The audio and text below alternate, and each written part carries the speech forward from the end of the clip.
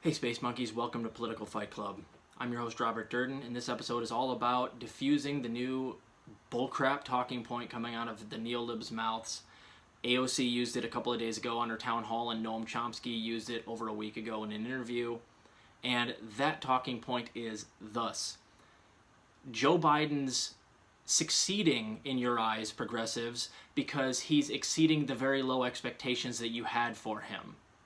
The ultimate gaslight, telling you what you think about Joe Biden's presidency and what your expectations were, and just assuming everything, they know everything about you, and telling you what you think about Joe Biden's presidency.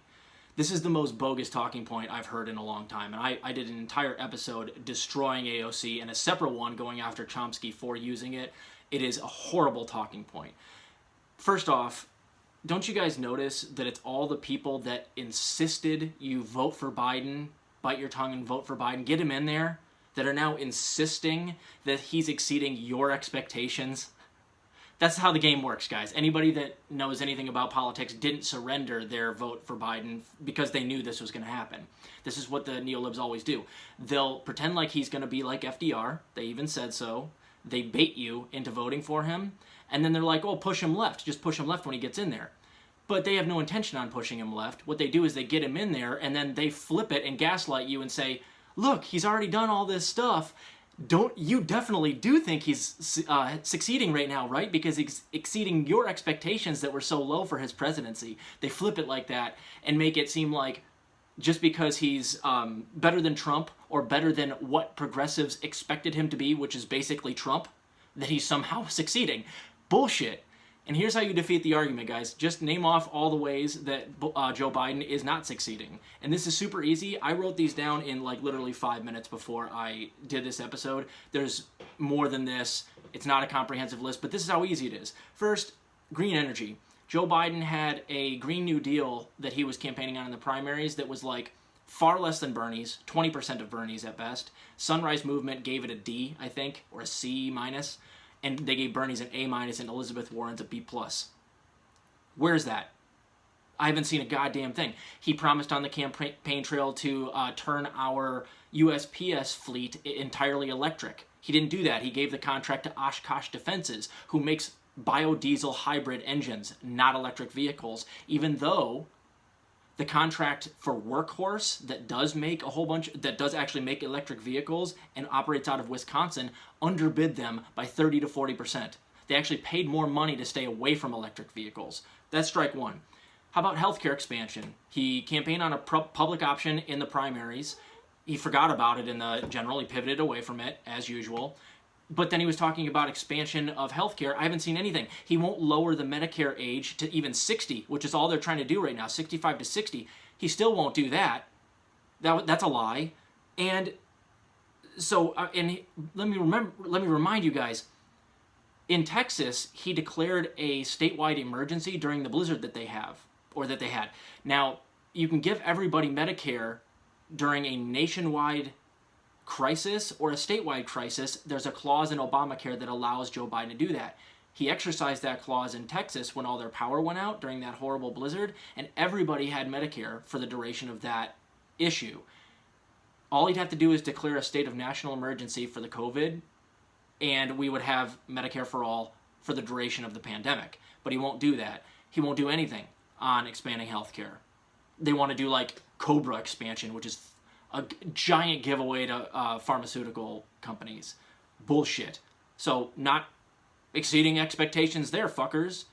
Number 3, he said he was going to get out of Yemen. He got the headline. I read beyond the headline. As it turns out, he didn't get out of Yemen. He just said he's going to only give the Saudis money for defensive war. I got news for you guys.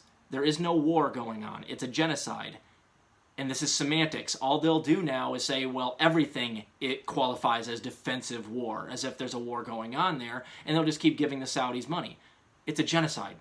The Saudis are committing genocide in Yemen, and Joe Biden is still funding it and trying to get headlines that act like he's getting out of Yemen. Number 4, he said he was going to close the Dakota access pipeline. he revoked the permit for the Keystone Pipeline, but then turned on the Dakota Access Pipeline. Back to his old tricks. If you guys remember, it was under Obama and Biden that all those poor Native Americans of the Standing Rock Sioux tribe were sprayed with water in sub-zero temperatures and tear gassed by that militarized force, making way for the Dakota Access Pipeline. And now Joe Biden's turning it right back on. It's going to threaten their water supply, and they're going to have to do exactly the same thing. And how does this exceed my expectations? How about kids are still in cages? How about that? How about that the corporate tax rate that Joe Biden is trying to put forward in this new bill is 7% lower than it was under Obama? How does that exceed my expectations? You know that FDR wanted a corporate tax rate that was like 50%, or he had enormously high taxes on the wealthy. Do you want enormously high taxes on the wealthy, Joe Biden? Because this looks like bullshit. And it's already been whittled down from what he suggested, which was something like a 28% corporate tax rate. It's already down to 25 or 24, and it's going to get whittled down even further than that because the bill's going to get whittled down by Republicans unless they eliminate the filibuster. So he fumbled the minimum wage. The $15 minimum wage, didn't fumble it. He blocked it. He and Kamala Harris and the parliamentarian working together made sure that that couldn't go through. Joe Manchin had his part to play there too. And of course the spineless squad not exercising their leverage played their part to a T as well. Controlled opposition. But I digress. How about the COVID stimulus wasn't $2,000 out the door right away? It was $1,400 like 2.5 months later. And you specifically said those words, don't gaslight people, nobody's buying it, you're full of shit, you lied. And both those senators down south, they absolutely fucking deserve to lose their seats because they made those promises and you didn't follow through. It would make me laugh so hard if Georgia turned red again because of your bullshit. How about getting out of the wars? Now, you said you're going to get out of Afghanistan. I'll believe it when I see it. But it seems to me, from what I've read since you made that statement, that you're just privatizing the war in Afghanistan. You're getting our armed forces out of there, but increasing military contractors out there. So the military contractors, all these big companies, Boeing and the Blackwater, stuff like that, they're all going to make a ton of money because you're going to keep the war going over there and just change it from a public war to a privatized war. How does that exceed my expectations? How about you haven't gotten back in the Iran deal? You were in the Iran deal under Biden or under Obama when you were vice president. You're not getting back in your own fucking deal? It'd be the easiest goddamn thing in the world. It'd be the easiest goddamn thing in the world. And then Iran wouldn't be able to get nuclear capability. But no, you're going to be hawkish with Iran instead. Let's see here. How about the fact that Biden is not even for the easiest thing in the fucking world that would actually make it easy for Democrats to pass something? He's not even for abolishing the filibuster. The filibuster is the one thing standing in the way of the Democrats getting anything done, and he could just throw his weight in behind it, and they could probably get it done if he insisted and if he worked to get it done, but he's not even publicly for getting rid of the filibuster. And as far as I've seen, he's flip-flopped on reforming the filibuster. So he doesn't even want to get out of his own way. Exceeding expectations. FDR like my ballsack. How about the fact that he has not utilized executive order for these two very easy things? He can forgive all student loans under the Higher Education Act of 1965, Section 432A. He can forgive all student loans. All of them. Check me. And then 2, he could legalize marijuana. And as Kamala Harris has said, he's too busy to legalize marijuana. Oh, he's too busy to take his Parkinson's hand and sign his fucking name on a piece of paper? Because that's all it would take. You remove marijuana as a Schedule I substance. You don't quite legalize it, but you decriminalize it across the board, and it's the first step, and he can do it by himself, and he's not doing it. So, last thing here, he also won't overrule the parliamentarian. All you got to do is fire the parliamentarian. Oh, and how about this? Also, I forgot. It just came to me just now. He still has not fired Louis DeJoy, the guy that Trump put in as the head of the USPS, the Postmaster General, that tried to literally steal the election from Biden, and Biden can have him fired immediately and has not done so.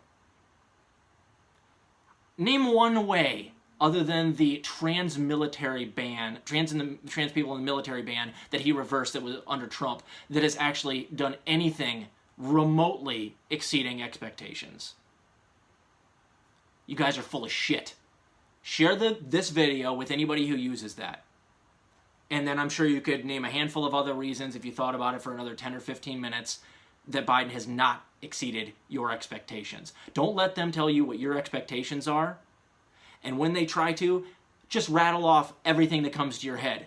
Eventually, they're just going to tell you to shut up because you're going to talk for 10 or 15 minutes like I'm doing right now, because it's easy. This is a horrible, horrible point. Joe Biden is not exceeding the left's expectations, and how dare you tell us what our expectations are. You said he was going to be like FDR.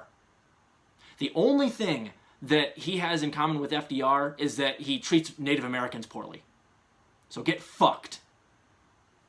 All right, that's all I have to say about that, is get fucked, Noam Chomsky. All right, keep fighting the good fight out there, guys. I love you a lot. I'll have at least another 2 episodes up for you today. We'll see ya.